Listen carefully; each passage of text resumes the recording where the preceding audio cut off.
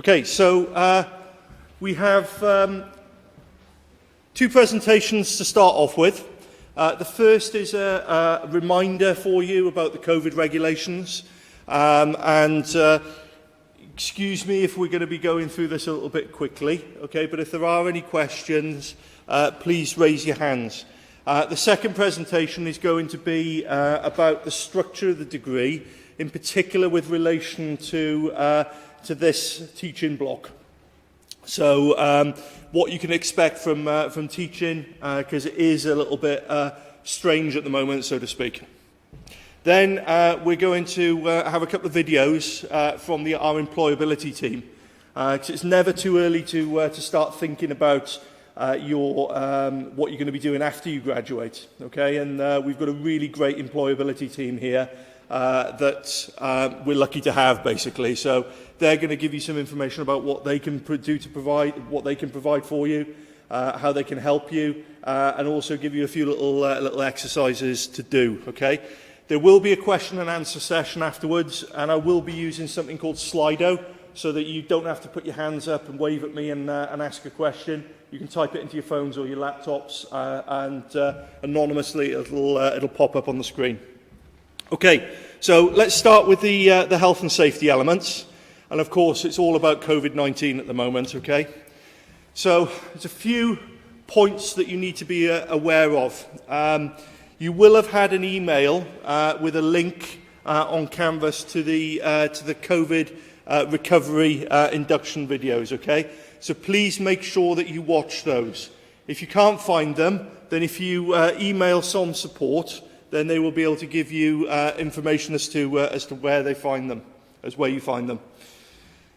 The student charter, it's really important that you read this and update it, because it actually has information about your responsibilities as individuals and as a student body for keeping each other safe with regards to COVID as well. Social distancing goes without saying. Please maintain social distancing at all times. Don't gather in the corridors of buildings, mainly because ventilation isn't that great, and obviously concentrations of the virus could be higher there. Wear a face mask on campus, okay? The only downside, or the only exception to that really, is people like myself who are extremely socially distanced from you at this point. You wouldn't be able to hear me if I had a mask on at the moment, okay? So if you see a lecturer not wearing a mask, that's the reason why, if they are lecturing. But everybody, students and staff, should be wearing face coverings on campus. There are some people who, for one reason or another, can't wear face masks. So it's important that you let people know, your lecturer and student support, My Uni Hub, that is the case. Okay, and you can actually download or purchase an exemption card from hiddendisabilitystore.com. Okay. Any of you who are classed as clinically extremely vulnerable to COVID-19 must inform My Uni support. Okay, so we know who these people are. And lastly, on that as an introduction, there is an app called Safe Zone. It's a university app. I'd recommend that you download it and use it. It allows the university to know when you're on campus, but it also allows you to call for help if you need to as well. Okay, so the Safe Zone app is really good. Physical measures that we've put in place. These are to comply with maximum capabilities for L&T spaces. Okay, L&T's learning and teaching. So, for instance, what we would tend to do is normally have the whole of the year group in this auditorium. So that's around about 350 students. We haven't got 350 students in here. There's a maximum of about 100 in this room at the moment, and this is the biggest lecture theatre that we actually have, okay? So you are going to be in some quite big rooms that are going to not have many people in them, okay? Some of our seminar rooms will only have room for 8 people in them when they usually should have about 30. Ventilation systems have been reviewed and in line with industry guidance. All of these buildings are less than 5 years old, okay? So the ventilation systems will be on. They will be running so that we are maintaining a through flow of air. And in certain rooms, windows and doors will be open, again, to ease the flow of air. But what that means is that in certain circumstances, the atmosphere will be a little bit colder. Okay, so please feel free to wear coats during that if it does turn very cold, and make sure that you bring appropriate clothing so that you're comfortable. Again, social distancing. Make sure that you arrive on time. Don't gather in the corridors, and maintain that 2 metre social distance. Make sure that you swipe in and out, okay? And this is important for 2 reasons, so that we can monitor attendance, but also for track and trace. So if you haven't done that already, then I'm just seeing where the boxes are. Okay, in these entryways, there'll be a box on the wall. If you just swipe your card on it, it'll beep, and that will have registered you. So when you fill in the room, I'll have asked a number of you to actually fill the room from the back to the front rather than from the front to the back. And the reason for that is, again, people coming in, if there are loads of people sat at the front, then they're going to be crossing. Okay, so again, maintaining that social distance. If people fill from the back and then leave from the front, then that's going to ease the flow of people. Sit only in designated spaces and don't move the furniture. Now, you can't move the furniture in here anyway, but there's certain seats in here that will have ticks on, some that will have crosses on. So make sure you sit in the right place. And again, that is because we need to maintain these social distancing, and we also need to maintain cleanliness. So all of these seats have been cleaned at the moment, and I'll come on to cleaning in a little bit. Try and avoid moving around, and don't swap seats once you are seated, because you will have contaminated it potentially. Usually, if people need to go for a rest break, we just let them go. But during the pandemic, we are scheduling breaks into the schedule of the lectures. And the reason behind that, again, is to make sure that we don't get too much movement of people in and out. Okay, so cleaning and sanitising. As I said, this has all been cleaned last night, so everyone is sitting in a clean seat. However, it may be that you go into a room that has had people in it before. So what we're asking people to do is to, at the entrance or close to the entrance of every room, there'll be a tub like that with cleansing wipes in it. If you pick one of those up as you go in, make sure you cleanse the working area, okay, and then place them in the bins that are around the campus, okay, once you've done that. Make sure you sanitise your hands regularly, and you know, we're not in primary school, goes without saying this, but make sure you bring your own stationery and paper, okay, so we're not sharing or spreading the virus potentially. Follow your lecturer's instructions at all times, okay? You're expected to do that, and that will be part of the student charter.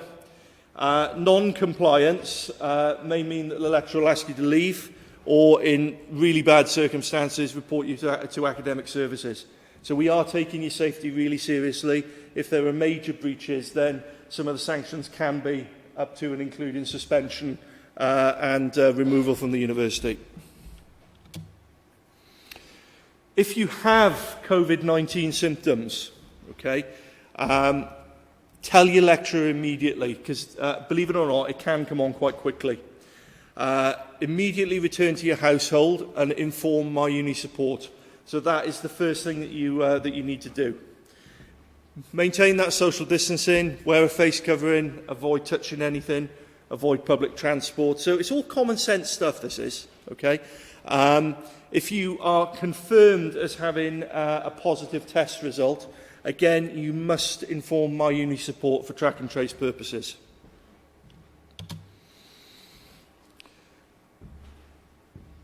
Usually, we get an outbreak of some sort of cough or cold or sniffle or whatever within the first couple of weeks, called freshers flu, and you may have heard people talking about it. So it is foreseeable that you may have symptoms that are COVID-like, but aren't actually COVID. Okay, so what we're saying is that if you are concerned, Welsh Government website has numbers that you can ring. Okay, and if necessary, they will tell you to go for a test or to not go for a test. Where the test is negative, but symptoms still persist, so if you've got a cough but it isn't coronavirus, you must again inform My Uni Support and your lecturer. Okay, the reason being is that if I can see somebody at the back coughing and hacking their guts up, I'm naturally going to think that that's coronavirus. Okay, so come and tell us that you've got a cough, but you've had a negative test result. Same goes for things like asthma or symptoms that can be mistaken for COVID. Okay, let us know. If a student is persistently coughing, then as lecturers we have the right to ask you if it's a new cough, ask you if you've got any other symptoms, and also ask you to leave the lecture. Okay, so we don't want to embarrass anybody. So please come and talk to us beforehand. If there are emergencies, such as a fire alarm or whatever, then social distancing rules do not have to be adhered to. Okay? It's better that you have COVID than burn to death, basically. Okay? So again, you use your common sense with that. Once outside and a safe distance away from the building, students should gather near but not congregate. I don't know what the difference between gathering and a congregation is, but again, I take it as meaning social distancing of 2 metres apply. If you require first aid, then contact a university member of staff, but that Safe Zone app has a big red button on it that says I need first aid. So if you click it, then one of the security team or first aider will be with you really quickly. So again, it's useful for you to download. Additional information. So the COVID recovery induction video can be found there. Other health and safety information and the risk assessments, etc. can be found on the second one, and the student charter on the third one. So I am recording this at the moment. It will be on Canvas on your Level 4 hub page in Canvas later on today. So don't worry too much about writing this down. But one thing you may feel useful to do, I know this is your first lecture, quite happy for you guys to get your phones out and take photos of that and whatever. And all the lecturers will be the same. If you want to take photos of what's up on the screen, then that's fine. Okay, so that's health and safety. Are there any specific questions that anybody has around that? Yes? In the front? Don't worry about that, that's fine. If you haven't got your card yet, that's not a problem. There's an escalation process, so if there's a pattern of you not turning up for a couple of weeks, that's when it will actually kick in, so don't worry too much about that. Anything else before I move on to the structure? Okay, I will be doing a question and answer session afterwards on Slido, as I said, so if you want to just ask those questions, then that's fine.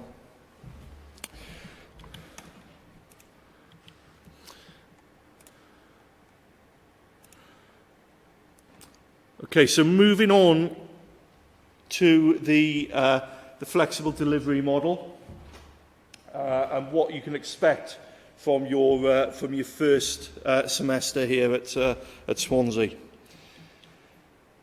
It's important for you to realise this isn't normal. We know it's not normal for you, and it's certainly not normal for us as lecturers and academics. Okay, so what we're trying to do is to balance those scales of making it as authentic an experience, a learning experience for you as we possibly can, but making sure there's safety, your safety and our safety at the same time. So as it says there, it's designed, the model is designed to give students access to high quality learning in a safe way. Okay? But it also enables students who can't attend due to self-isolation, shielding, or it could be an international student that is still at home that can't actually get a visa at this stage. It allows them to participate. Okay? We don't know what's going to happen with lockdowns or whatever. So Neath Talbot, the county that this campus is in, went into lockdown last night. Swansea went into lockdown on Sunday night. It could be that the lockdown becomes more significant. So the teaching model that we've chosen allows us to go to a fully online if circumstances change for the worse, or go to a more normal type of approach if situations ease. Okay, so it is flexible and will allow us to do quite a lot. It'll allow us to work within the constraints of social distancing, but also allow us to continue like we are now to have face-to-face lectures. And I would envisage that you guys will be in at least once most weeks. Okay, and I'll go through a little bit about how the timetables are structured. Transport capacity is another challenge for us, not so much for you guys if you're living here on the bay at the moment, but certainly for our second and third years, limited capacity on buses coming in from the city centre can have an issue. So that's another reason why we've done it this way. And we've introduced some new forms of approach. So usually you just have lectures and seminars, but this time you're going to be having a programme workshop or a number of programme workshops like this, and also module workshops as well. Okay, and they will be on campus. So the model looks quite simple really from that perspective. If we go to the blue area at the top, the lectures, these are going to be provided in what we call an asynchronous way. So this means that they will be pre-recorded for you to watch, and they'll be uploaded at the start of each week for each of your modules. Okay? They won't be on your timetable. So if some of you are looking at your timetable at the moment and thinking to yourself, this is looking a bit light, that's the reason. You will only have workshops and seminars on your timetable at the moment. And the reason for that is that once you've downloaded it, you can watch it at any time. Okay? That does have its own challenges, which I'll go into in a little bit. Seminars, these will be weekly, again, but they will be what we call synchronous or live online. So you'll be provided with a Zoom link. You'll be in a session with other students. Each module, and you've got 4 for the first semester, will have a module or 2 module workshops, and they will be probably towards the start to the middle of the module, and towards the end, so that we can make sure that the learning that you're getting is being consolidated and contextualised. And then you've got these 3 programme workshops. Okay, so first week, which is this week, we're doing the inductions and employability. You'll also have an assessment workshop, and you'll have a talk by the Chartered Management Institute as well, okay, about Foundation Chartered Manager status, which you will all get once you graduate, and how the CMI can help you with your studies and with your careers.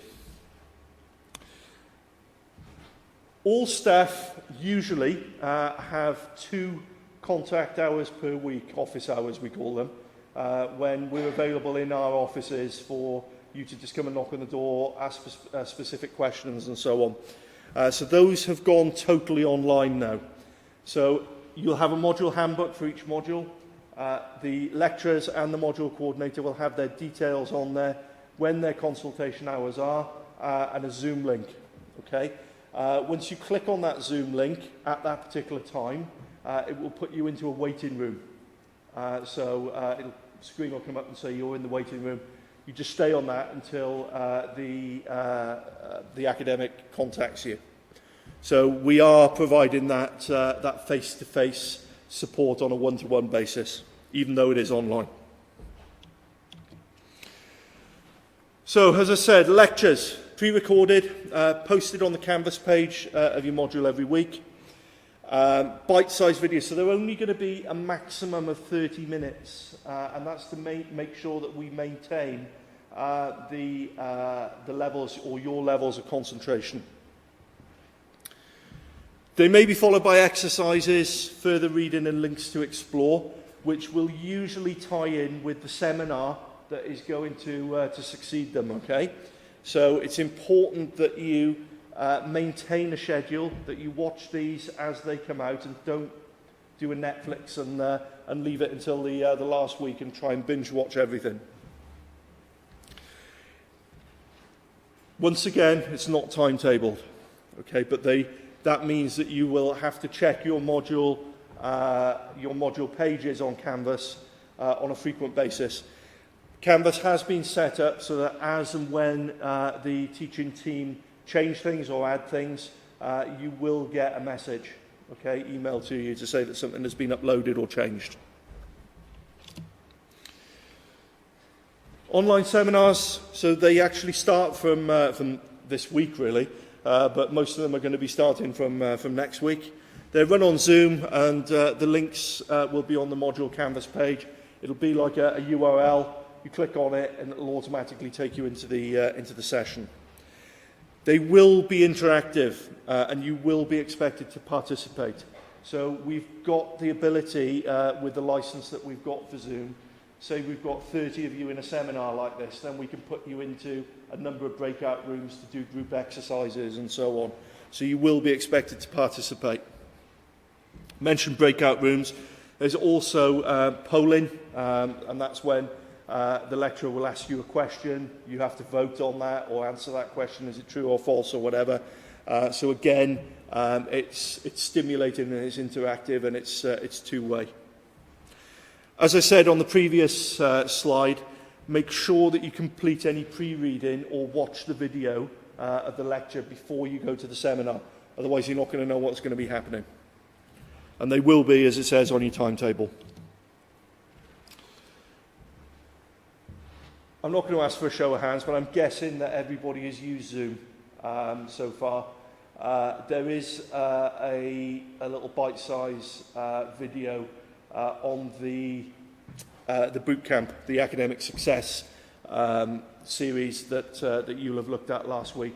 I did it with Paul Davis to give you an overview of how Zoom works and what you can actually do with it. Okay, but I'm not going to go through those because they're fairly self-explanatory. What I will say, though, is make sure that when you do dial into one of these seminars, that you are in a quiet and distraction-free area for your own benefit and learning, but also if there's a lot of background noise, then it can cause problems and breaks in concentration for others who are on that call. Some of you may already have your own Zoom accounts. That's fine, but they are limited. Okay, they won't give you access to the breakout rooms. They won't give you access to the extended play. So, in other words, they cut off after 40 minutes. If you go to that web address there at the bottom, you can log in and download the Swansea University licensed Zoom, okay, which will give you access to the polls and to the breakout rooms. So the workshops are an opportunity for us as academics to work through case studies with you. Okay, they could be in a PC lab, but it's important that you attend these because it is your only timetable face-to-face contact this term with an academic. It's also an opportunity for us to cover areas, or for you to ask questions about areas that you're unclear about from the lectures. Okay, and again, most of the academics will be using Slido, a question tool that will allow you to ask those questions by typing them out. Please ask questions. There are no stupid questions in here. If you're thinking it, then I can guarantee that 90% of the others in the room are thinking it as well. And what it means is that I, as an academic, haven't explained it properly. So it's not your problem for not understanding, it's my problem for not expressing it in a way that you can understand. Please read the instructions and any preparation beforehand, if there is. And again, the purpose behind it is for us to contextualise the learning that you've already had. So we'll look at a number of weeks' worth of learning and make sure that you understand it.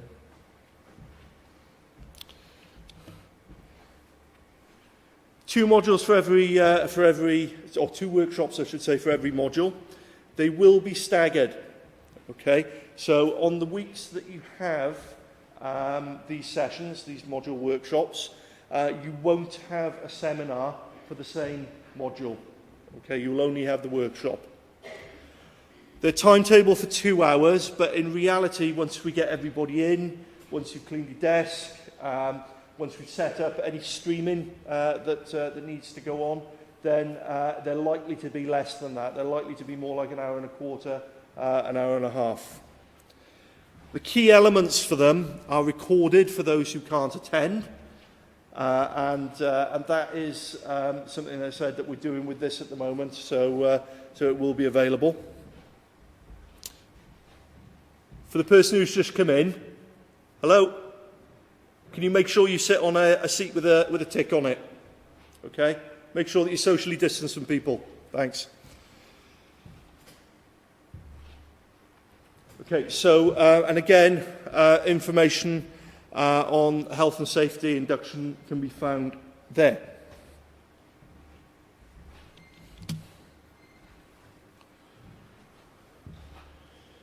Programme workshops. So there's 3, as I said, timetable for 2 hours, but again, in practice will be shorter. It's essential you arrive on time for your allocated programme workshop, okay? And that's because, again, social distancing, making sure that people don't congregate in corridors, making sure there isn't too much movement, okay? Again, COVID regulations are there. They're going to cover a range of programme topics, including accreditation, so that's CMI, revisions and assessment, and to look at any themes that are cross-cutting between various different modules. So there are themes that you'll find will be relevant in, let's say, a finance module that you do that will be the same with the marketing module that you do.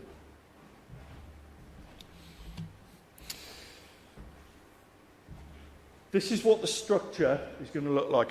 So the lectures, as you can see, the blue blocks there, you download, you watch as many times as you want. Okay, and they're available on Canvas for the whole year.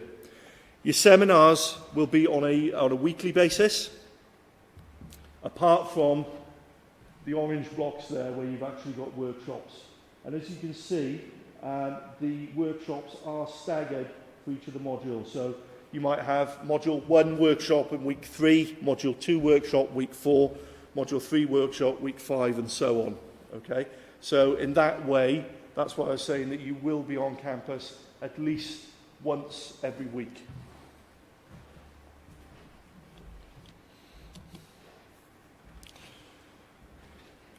Feedback and consultation hours, I've gone through those already. Links are in the handbook. Okay, if you have any queries or want to discuss something, then please get in contact. A lot of the lecturers, if you do contact them with something urgent, we will also do things outside of our allotted hours if we have the time. But make sure that you try and keep to those consultation times.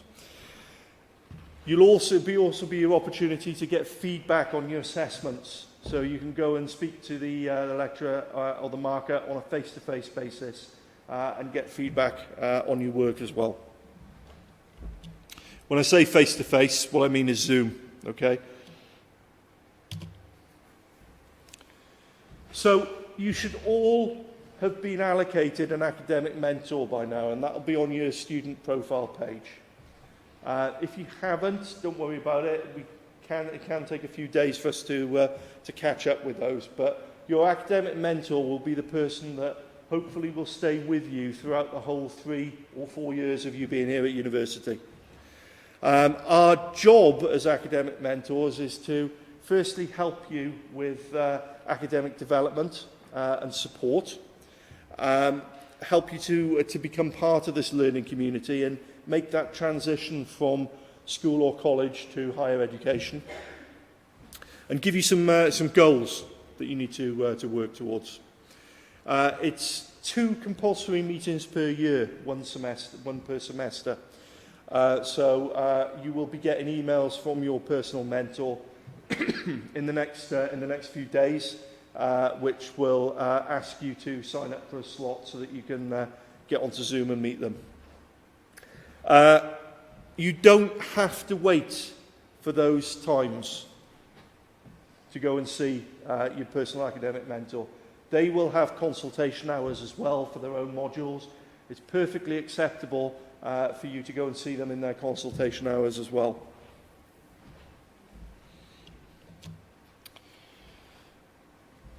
So, Canvas is brand new for us. So you're at an advantage really, because you haven't known anything different. You haven't known Blackboard unless you've used it at school. But it is the university's new digital learning environment, the platform where everything relating to your lectures and your modules will be. So the Zoom links, the recorded videos, announcements that are made, any other files. If you put into groups, your group pages will be on Canvas as well. Assessment information and how you submit assessments via Turnitin through Canvas. There is support available for you to help out with that. Okay, but what I would say is read your module handbooks. In the first instance, there's loads of information telling you how to submit your work.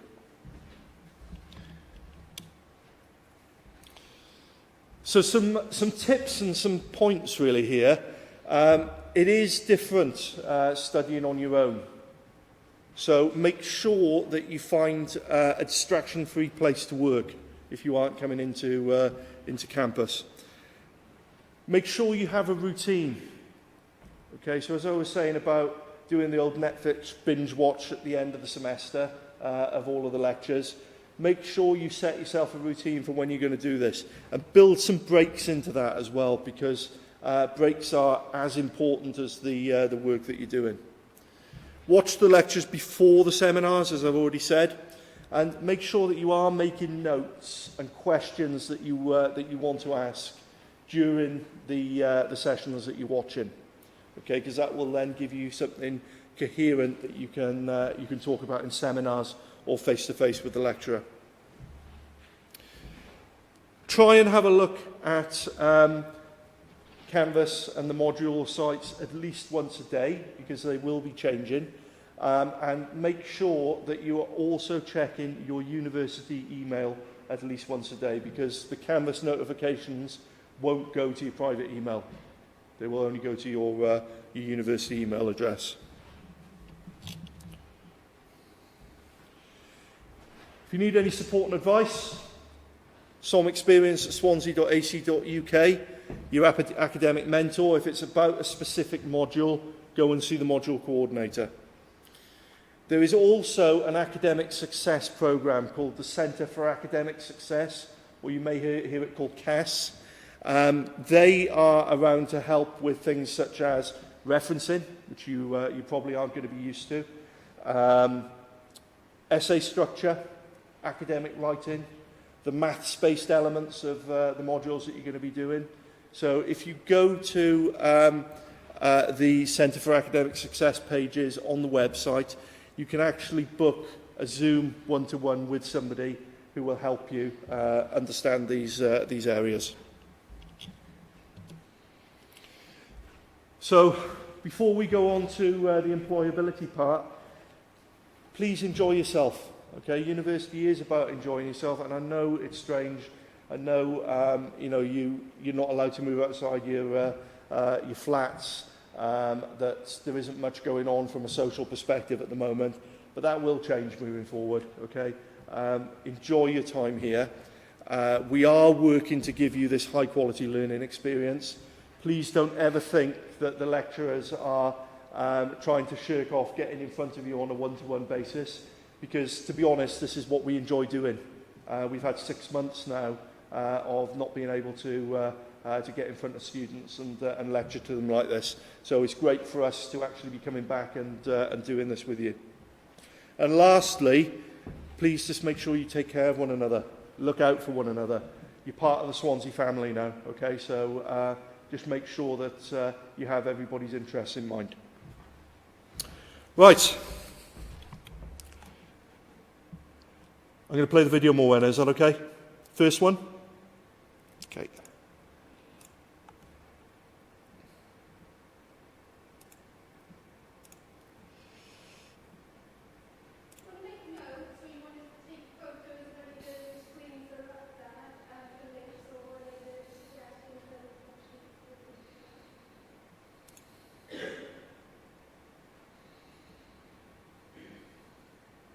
Hi, I'm going to introduce you to employability within the School of Management today. So just to give you kind of an overview of what you can access while you're with us. So we're really, really lucky that in School of Management we have our own careers team. So there are 4 careers advisors that you can access along with 3 coordinators. So there's plenty of us. We're located in the small hub which is next door to the reception in the downstairs of the SON building, and we're also obviously located virtually now, so you can Zoom meet us where we can go through anything that you want to discuss. We can also look at your documents and pretty much do anything that we used to do with you face to face. Right, so just to kind of look at what we're going to cover today, it's going to be a bit of a whistle-stop tour, but more kind of signposting you and trying to encourage you to start taking action to work on your skills development and your experiences from the first day that you're with us. Okay. So I'm not going to go really, really in depth with the CVs. The main thing for us to kind of mention is that we'd really like to help work on each of your CVs with you individually. So I've included our email address there, and I'd really encourage you to just drop us an email and we can book in a Zoom meeting to have a look at your CV and to start kind of evolving that into actually a useful document that is going to get you noticed by employers. Okay, so the thing with CVs is that it is it's a difficult document to put together because you often get conflicting advice from all sorts of different people that you speak to. So, I would encourage you to get as many people as possible to have a look at your CV so that you can get that advice, but, don't get stressed when you've got lots and lots of people kind of chipping in. These here are the main things that you need to kind of bear in mind, and the rest can be kind of flexible around your situation and the kind of roles that you're going for. So the main thing really to remember is it is all about the content. If you haven't got anything to talk about, you haven't got anything to promote to employers, your CV is worthless. You can make it look as jazzy as you want, but if there's actually no impactful content on it, it is not going to get you through the door. Okay, so I'm going to come on to that, kind of how you can engage in things and get that important content on it. 7 seconds is about the amount of time that you are going to get to make an impression from your CV. So if you think of kind of all the thousands of CVs and applications that lots of recruiters are going to receive, you've got about 7 seconds to make that impression. So consider that when you're putting your CV together. How are you going to make it effective? How can you make the things that are relevant to that business, to that role, jump out from the page? 2 pages maximum, so there's been a lot of research done on this, especially at the kind of stage that you guys all are in your career, just starting off. 2 pages should be absolutely ample, and employers want to see that you can actually be concise and that you can really pick out which are the key things without just waffling. So think of your CV as a sales flyer. You are the product, and you are basically just letting them know all the great things about you. It can be difficult to kind of big yourself up, but there is a way of doing it without kind of sounding arrogant. So, really have a look at that. Get friends, get family, get peers to help you out with that. Ask them about things that you've done that stick out that you could put in your document. Tailor it to each role, and this is often the thing that we don't want to hear because that's hard work. But really, your CV needs to be putting you forward and saying, this person is great, this person is amazing for this role, for this company. It's not good enough to just put forward a CV showing how good you are. You need to tailor it to make sure that you're showing how good you're going to be for this role that you're applying for. And there are lots and lots of easy, simple ways to do that. It doesn't have to be rewriting it each time. So again, if you book an appointment, we can help you with that. And then finally, I've kind of said put everything in there. Sometimes we see people think, well, actually, I've got a summer internship now in my chosen sector, so I don't need to include that bar job I had when I was 17, or I don't need to include that paper round I had when I was 13. Leave everything in that says something about you and about your personality. If you were doing a paper round when you were 13, that says something about you, your work ethic. Don't take it out. You probably don't need a load of bullet points under it anymore, but don't take out things that really kind of show a company what your motivations are, what your passions are, and what your personality is. Okay. So, how to get content on your CV. Now, I think quite often we get bogged down thinking it has to be industry-specific experience, and that is all that employers care about. That is not the truth. They understand that you are starting out in your career. There is no way that all students can have in-depth knowledge of the careers, in-depth experience of the career that you're wanting to go into. Okay? Part-time jobs are really, really valuable. It is about the skills that you develop when you're doing these things rather than the actual knowledge. Companies can teach you that. When you start, you're going to have in-depth training anyway about the actual role. It's the skills, the teamwork, the cooperation, those kind of things that you can get from loads and loads of different experiences, and those are the things that they're looking for. So part-time jobs, I'd highly encourage you to look out for those. There are roles through the student unions. If you go to the student union and go on their page, there are roles there. Again, you can get in touch with the careers team. We've often got companies that we know are recruiting that we can signpost you to. Volunteering, we're really lucky within the university that we have Discovery. Discovery has been set up by students, and it is a volunteering platform. So they deal with lots and lots of different projects around the Swansea area that you can get involved in. There are roles for each of those projects as project coordinators. So there's also opportunities for you to get managerial or kind of team leading experience. Also, finance. So, the volunteering can be really useful, and they have adapted quickly. There are lots and lots of opportunities for you to do virtual volunteering. So don't be put off thinking that some of these things aren't relevant or accessible now. They absolutely are. Societies, we are really, really fortunate in School of Management to have some amazing societies, all of whom have got really, really good industry links. They will most probably be doing lots of webinars that will link you up and give you the opportunity to meet businesses and recruiters and find out about different sectors. So we have the Business Society, Women in Business, Entrepreneurial Network, Economic Society. Who have I missed? Accounting Society and the Investment Finance Society. Again, each of those societies has a committee, so there are opportunities to get involved with the marketing of those societies, treasury positions. So yeah, go and find out more. Again, businesses, recruiters love to see positions like that and to see that you've been involved. So go and check those out. Networking, so I put that down. I will come and kind of cover that a little bit further on. But really, you know, your network that you build while you're at university can absolutely open doors to you. So I just really encourage you to reach out to people, speak to friends about what it is that you're looking for, and share kind of that knowledge between each other.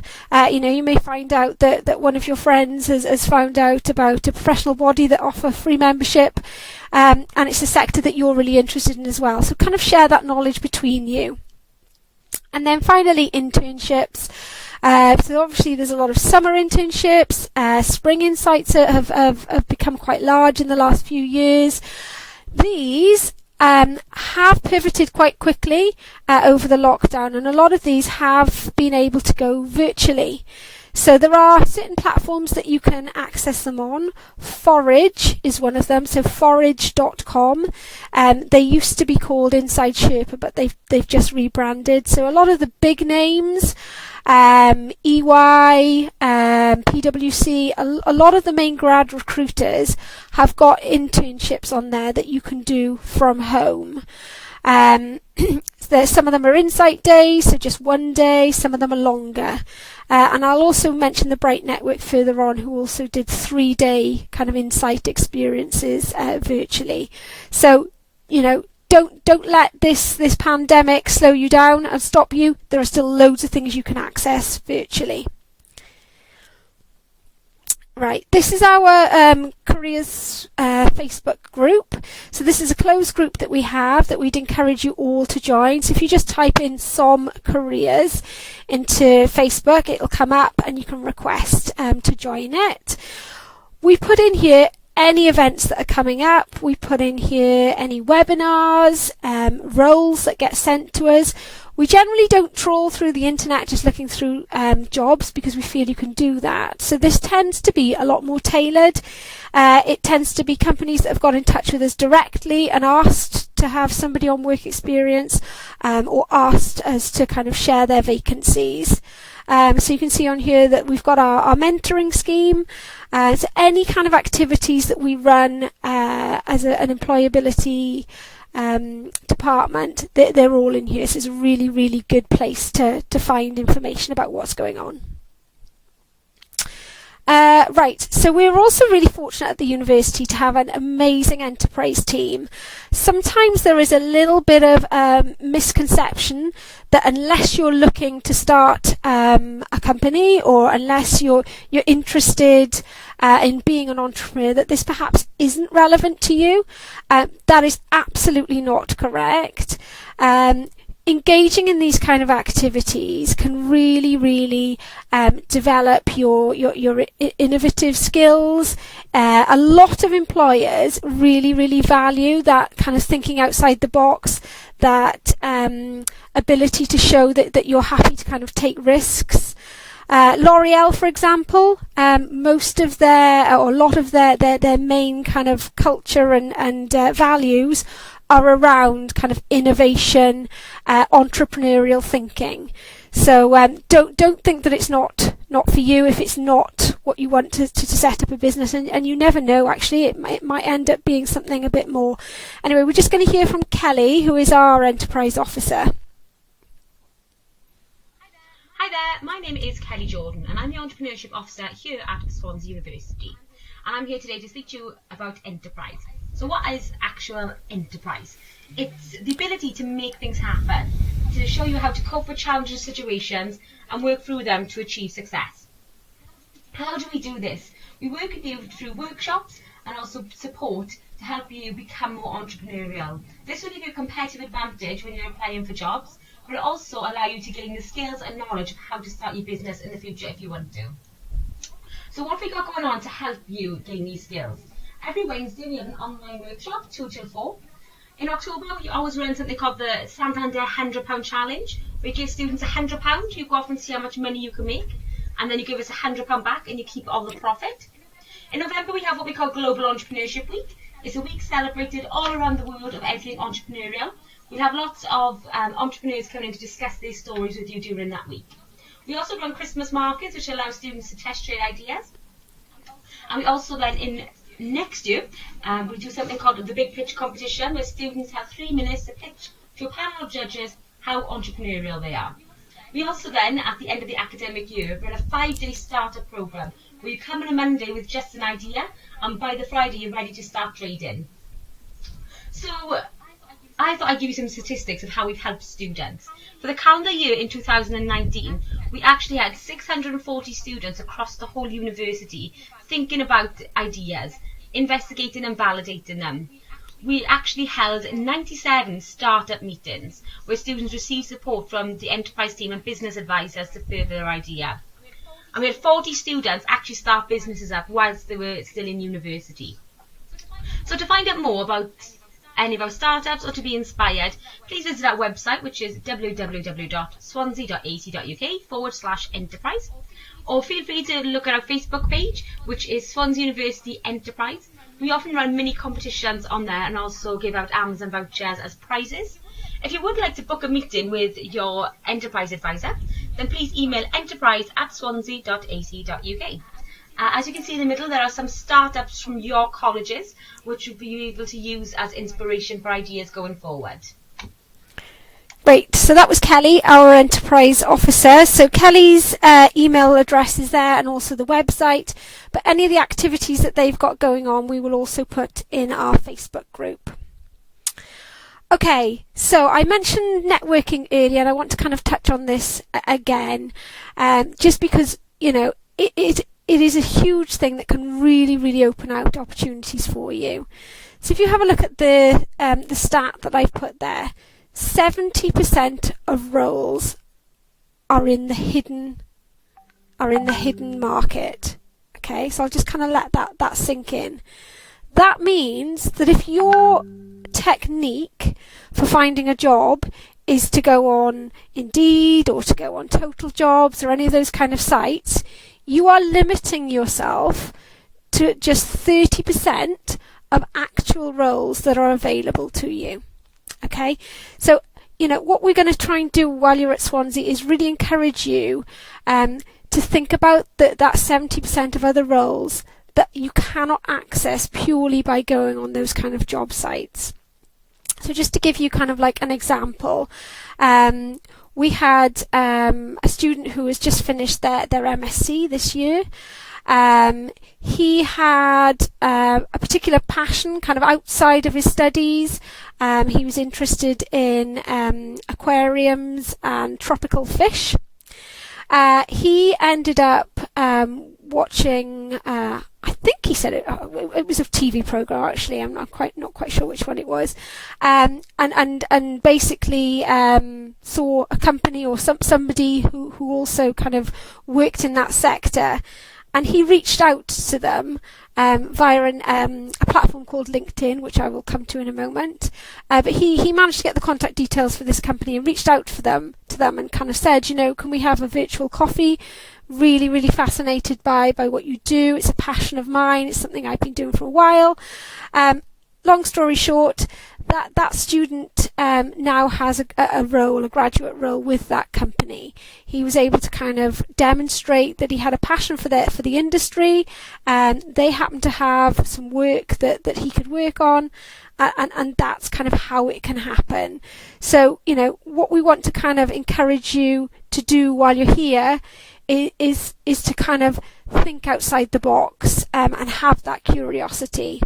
So when we mention networking, you know, a lot of people, youngsters and more experienced people, quite often have that feeling of absolute dread. You know, it's not always a word that conjures up the images that it should. So what we want to really kind of drum in to you is that you already have a network. You know, you might think, well, I'm not well connected. But you really are already, you know, you have friends, families. You've now been opened up to lecturers, to your flatmates, all the peers on your course. You know, there are a whole wealth of people that perhaps you haven't thought about so far that are already in your network. So start kind of nurturing those relationships. The key thing here, I suppose, is to share fairly regularly, if you can, what your aspirations are, or what you're interested in, what you're looking to do. You know, if you've shared a flat with somebody for a year and you've never mentioned that you're looking to be a trader, then, you know, it may never come up in conversation that your flatmate's father actually works in that business and could have actually got you some work experience.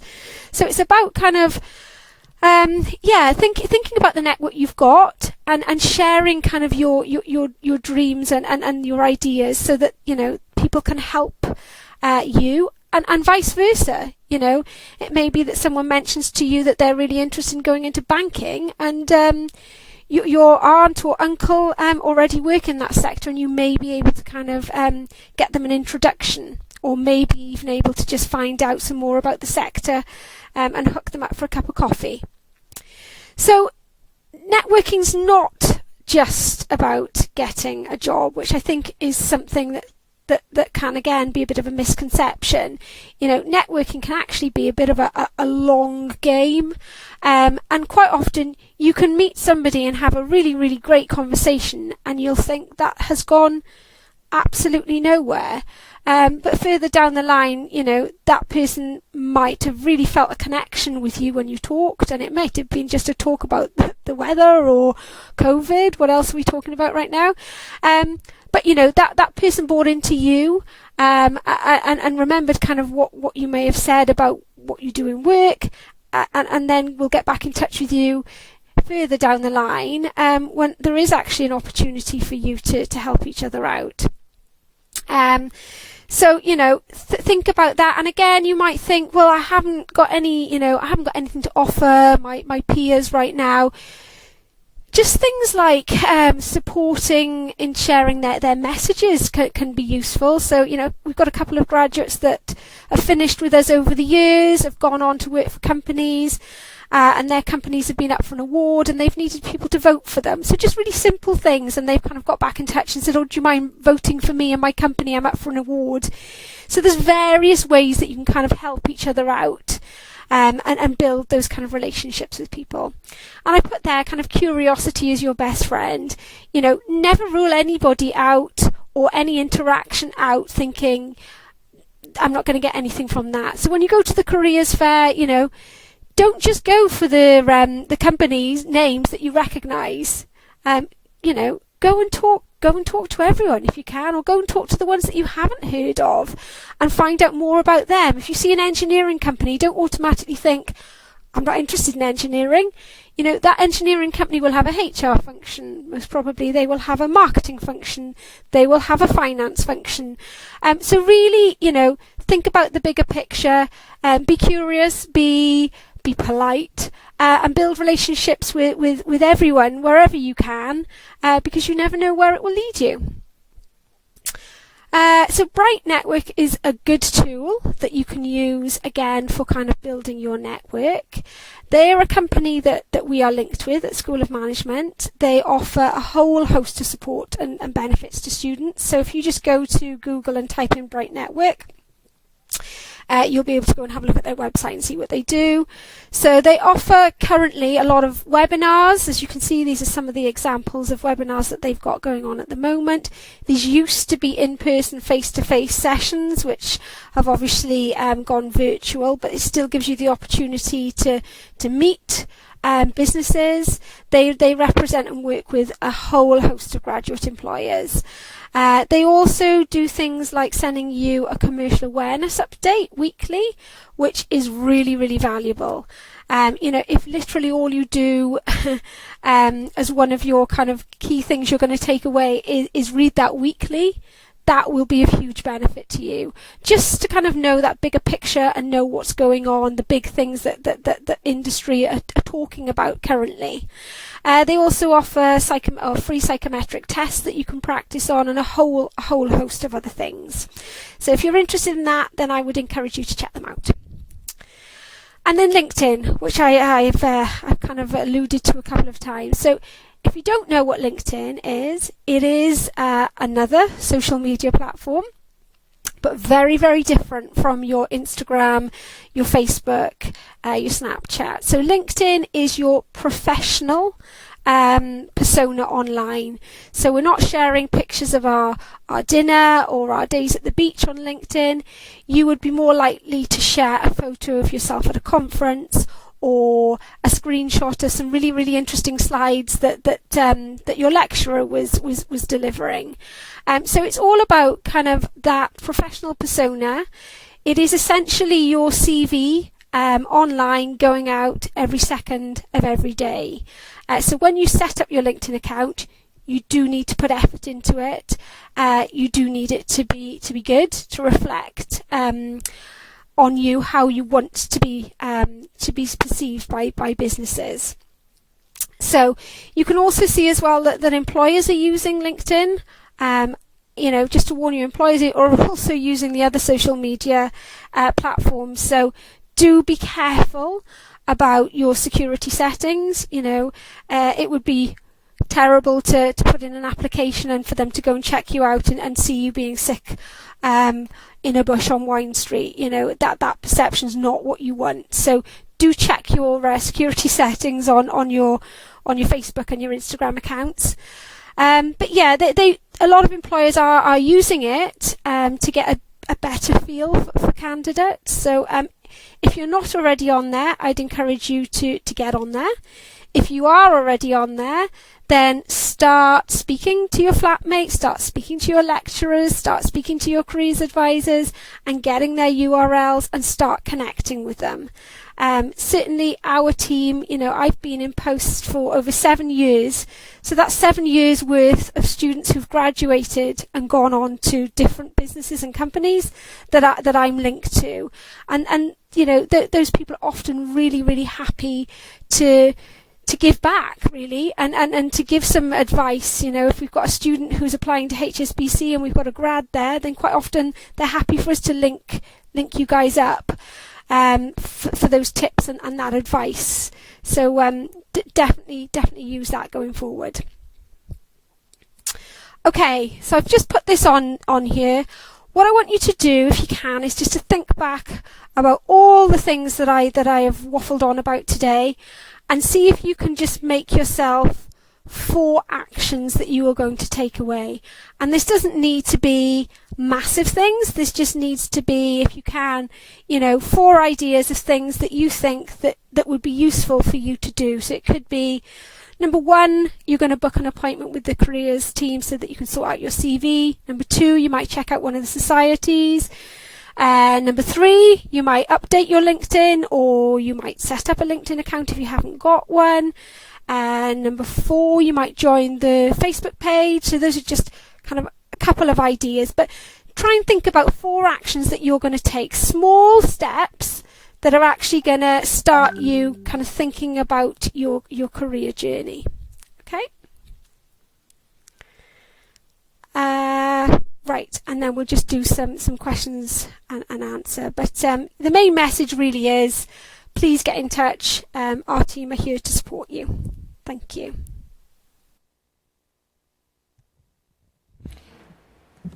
Okay, some really useful information there. Morwenna's actually here, so what we're going to do now is I'm going to set up Slido for you.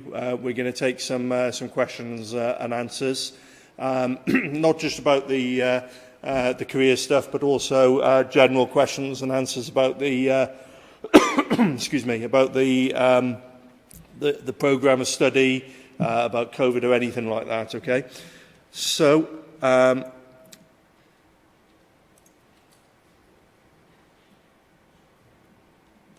Okay, I don't know if you'll be able to scan the QR code in there, But if you go to slido.com and then put in hashtag 26536,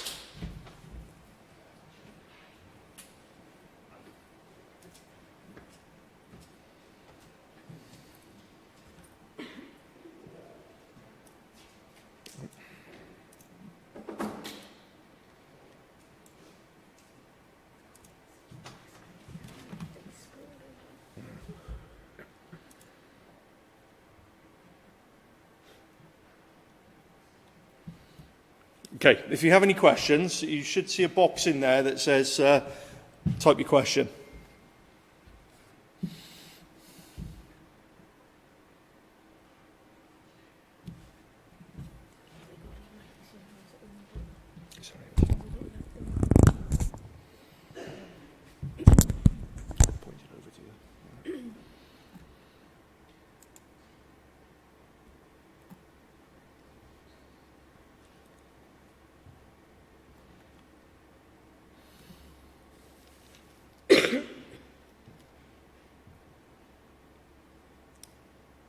There you go, that's one for you.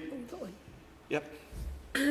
Right, yeah, so the employability module is online. You'll have lectures and seminars. So the lectures will be able to be accessed at any point. It starts second week, so it's not starting this week, it starts second week of term. And then the seminars will be timetabled, so they will be live, where you'll be able to kind of ask questions. Great question. And the employability module is a prerequisite for going on a year in industry. So if you're thinking about, or you think there's any chance that you might want to look into that option, definitely get that employability module done. It's only 5 weeks. It's very, very hands-on and interactive. So as part of it, you'll get the chance to do a mock interview with a business. So that used to be face-to-face, but it will now be kind of over Zoom or something. But again, it gets you in front of some businesses and gives you that opportunity to try out interviewing in a nice, safe space. There'll also be a networking opportunity. Again, that will be virtual. I haven't quite got my head around how that's going to work yet. But again, it will give you the opportunity to have a chat to people in different sectors, kind of pick their brains, find out if there's any short courses you could be doing. Are there any professional bodies kind of linked to that sector? You'll also perfect your CV, your cover letter, and we'll cover kind of assessment days and psychometric testing. So even if you're not thinking of doing a year in industry, it's still a really, really valuable thing to do to make sure that you're kind of on track for when you finish. What else have we got? Okay, so the one about timetabling, if you email SON support, then they will be able to help you out specifically. Sometimes the timetables don't update properly, so if you could do that, that'd be great. Presentation will be on Canvas. I'm recording this at the moment, so it'll be up on the Level 4 hub, which you will all have access to. Once I've sorted it all out, I'll upload it, so that'll be within the in the next couple of hours.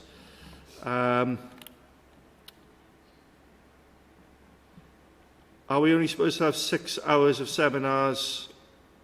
Right, hang on a minute. Let me just go back so that I can see all of these. Okay, do you recommend that we find as much work experience shadowing as possible? It's a tricky one, that. I have actually got another slide that I will show you, showing you kind of what skills employers really value.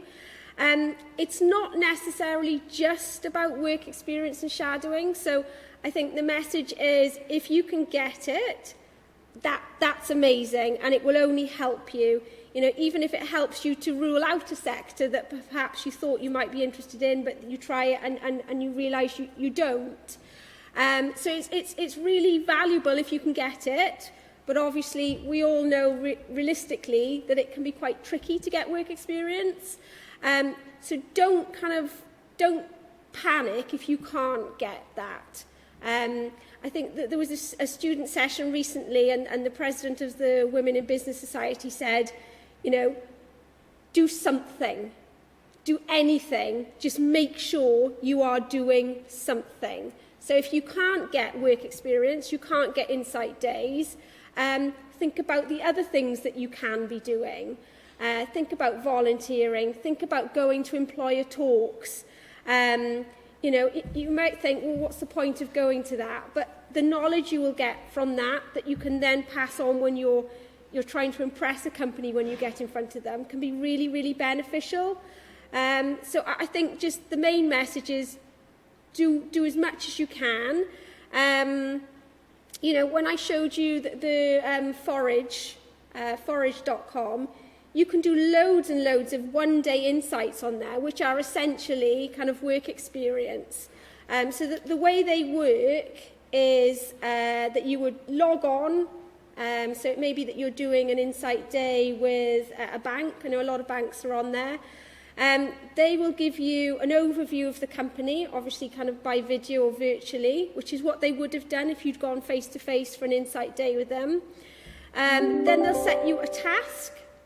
So they may kind of set a scene, you know, you need to get out a letter to a business about this marketing proposal or something. They'll set a task for you.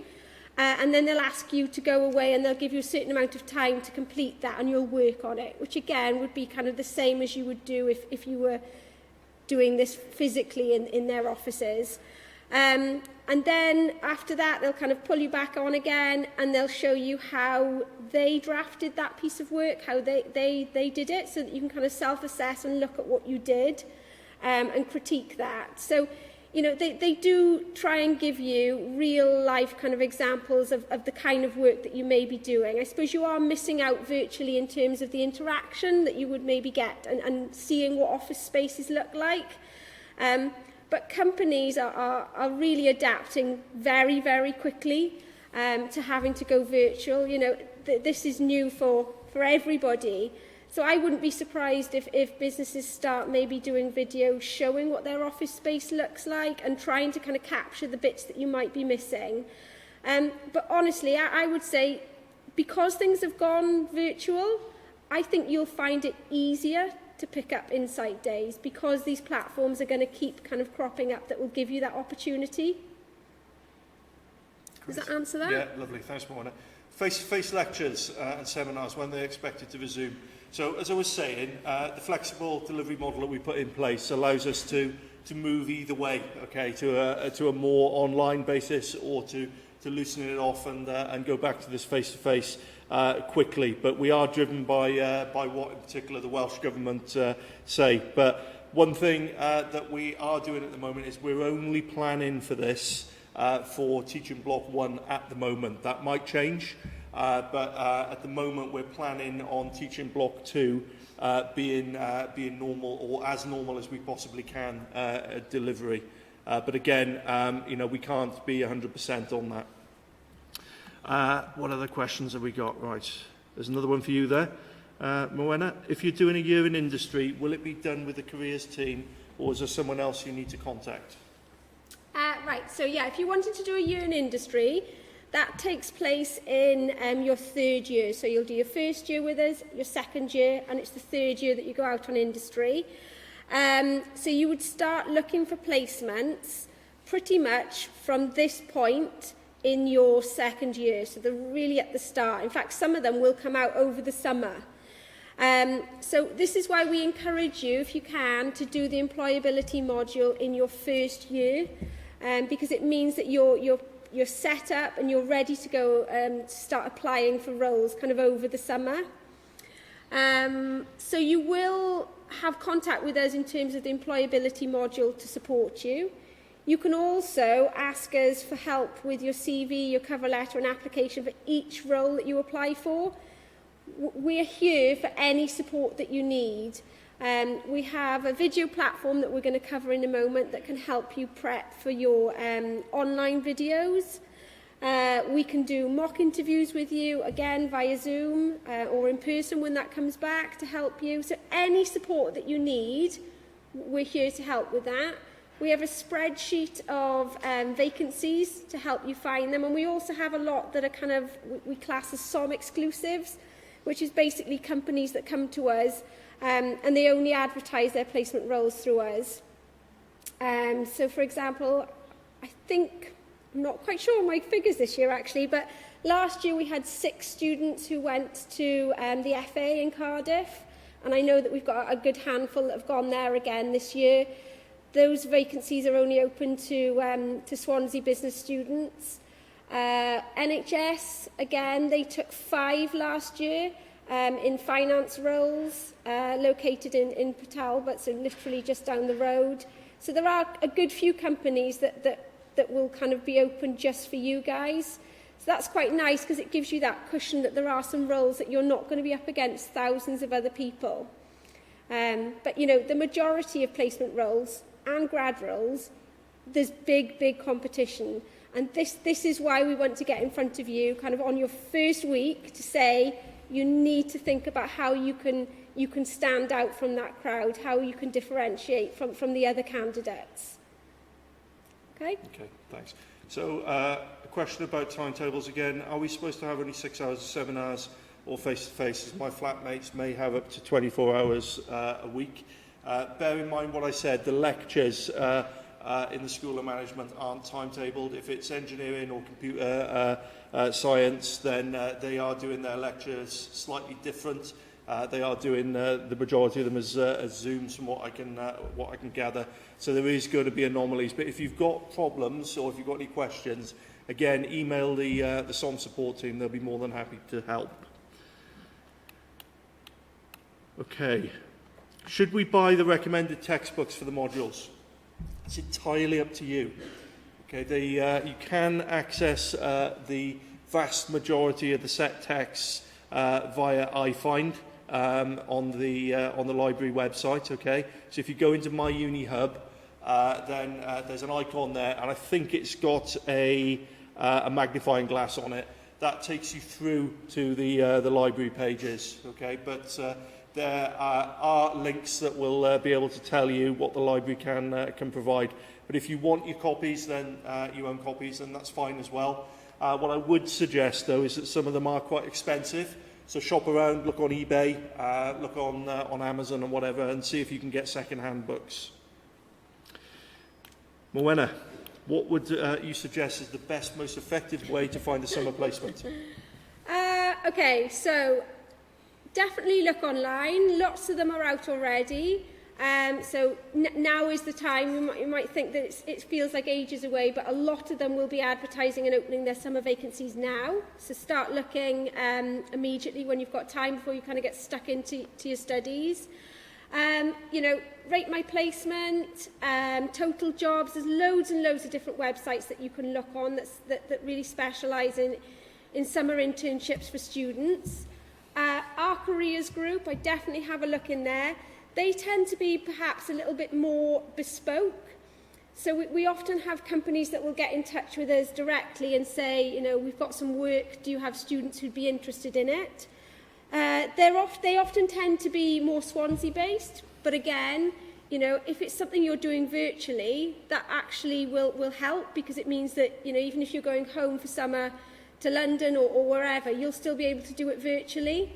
And then also, you know, where I talked earlier about kind of thinking outside the box, I would highly encourage you not to just sit and wait for these vacancies to come online.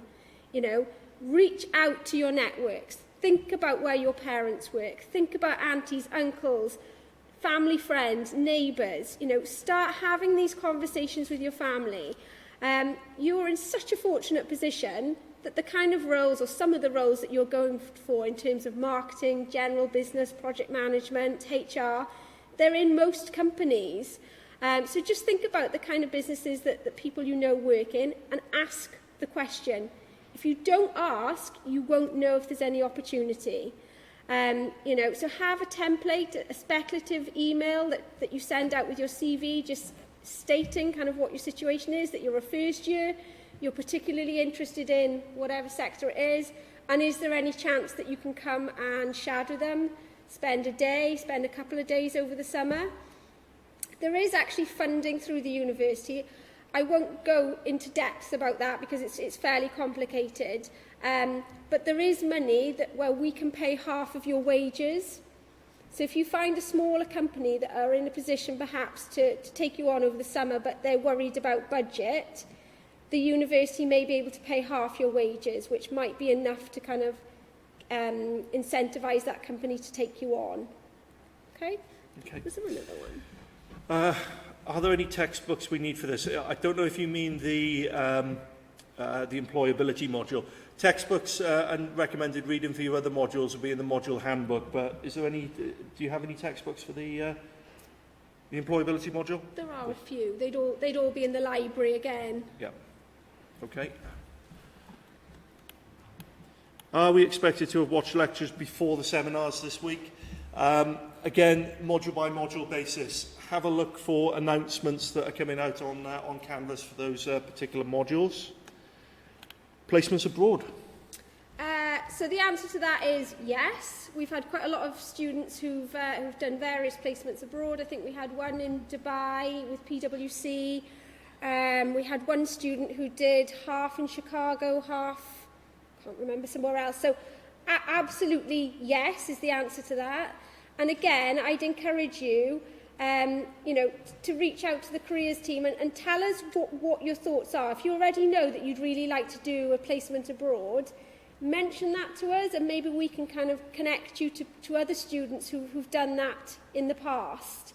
And I guarantee, they will be happy to help you and share their knowledge and tell you where they looked for those kind of placements. And maybe even if they have, share contacts with you, if they've still got links in particular businesses abroad. So the answer to that is yes. But yeah, come and get support with that. Okay. How do we apply for placement year? So applying for placement year is really, really simple. It is literally an online form that you can fill in. So for transferring on and off, it is literally as simple as filling in a form. So it may be that you've kind of come to uni and you've never thought about doing a year in industry, and you've just signed up for the 3-year course. You've got the whole of this year to have a think about that and make that decision. And at any point that you decide, yeah, I'd actually like to do the 4-year course, you can just fill in that online form and transfer to the 4 years. Equally, we have students who wanted to do the year in industry and then for whatever reason further down the line as it's got closer have decided it's not for them and they've literally just transferred off.